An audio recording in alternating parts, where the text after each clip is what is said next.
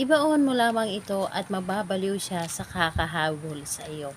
Hello mga guys, kumusta kayo? Panibagong araw, panibagong video na naman tayo. And sa araw na ito ay isa na namang video ang aking ituturo sa inyo na simpleng gabay o simpleng pamamaraan na makakatulong sa atin. At bago ang lahat, gusto ko lang mag-disclaimer sa mga taong hindi naniniwala at hindi gusto ang mga kagaya nitong video. Please skip this video and maghanap kayo ng videos na gustong gusto nyo dahil ang video na ito ay para lamang ito sa mga taong naniniwala and gusto mag-try. Sa lahat po ng mga nagko-comment po dito sa aking video, dito sa aking channel, mag-ingat sa lahat ng mga nagre-reply sa inyo na dinadala kayo sa kanilang WhatsApp Imo po pa makaiwas po tayo sa scam. At ngayon po, ituturo ko sa inyo paano mababaliw sa kakahabol sa inyo ang taong minamahalin nyo. Alam nyo ba, gamit lamang ang bawang at kanyang pangalan ay mababaliw sa kakahabol sa inyo ang taong minamahal nyo. Ito ay pwedeng gawin sa parehasang kasarian, babae to babae, lalaki to lalaki.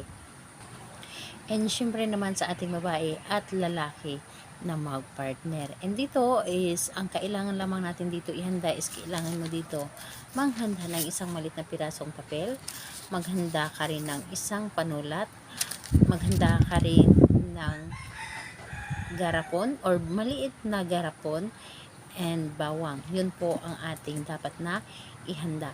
At kung handa na yung mga gagamitin natin na materialis, isunod mo ring ihanda ang inyong sarili. Kailangan mo lang din dito i-claim sa inyong sarili na gustong-gusto mo itong gawin. Kailangan mo siyang i-claim na ito ay para sa inyo or naniniwala ka dito. Kailangan na hindi ka magdalawang isip sa paggawa nito at hindi ka nagdududa. At kung ready ka na at alam mo sa iyong sarili na gusto mo itong gawin, ay simulan mo na ito. So ngayon po, ang gagawin mo dito ay isulat mo ng 3 ulit yung pangalan at apelyido ni target dito sa papel. 3 bisis po. 3 bisis mo itong isulat dito sa papel ang kanyang pangalan. At kung naisulat mo na dito sa papel ang kanyang pangalan, kunin mo ang inyong bawang at ilagay dito sa gitna ng papel at ibalot lamang ito ang bawang. At kung naibalot mo na ang bawang, kunin mo ang inyong garapon at ilagay dito sa loob yung bawang at papel. Ilagay dito sa loob ng garapon.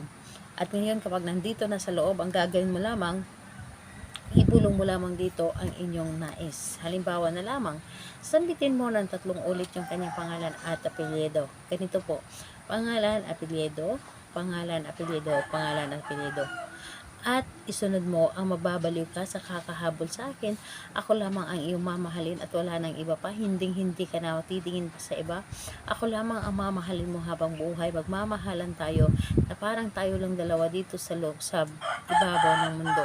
Ako lamang ang tanging gugustuhin mo habang buhay at ako lamang ang tanging gugustuhin mo makasama.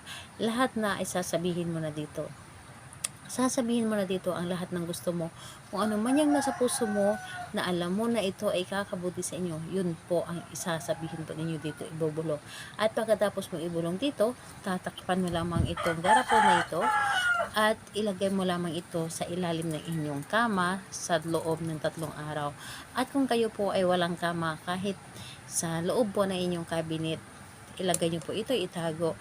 At pagalipas ng 3 araw, humanap kayo ng lupang mapagbabaunan. Pwede kahit saan, basta ito ay ibabaon ninyo sa lupa. And kapag naibaon nyo na ito, bago ninyo ito tabunan ng lupa, ay bubulungan nyo rin ito. Kumbaga, sasabihin nyo doon na isasama ko ang pagmamahal ko sa pagbaon nito at hindi ito kukupas at ako lamang ang inyong mamahalin. So, ganun po. Kung ano man yung deserve ninyo na sasabihin, yun po ang sasabihin ninyo. Kailan ito pwedeng gawin? Tabis itong gawin sa araw ng Tuesday and Friday or di kaya sa sinag ng or sa may sikat ng buwan kung meron pong buwan. So, ayun po, pwede po sa kahit anong araw basta may sinag ng buwan. So, ayun, salamat po sa inyo. Bye bye everyone. God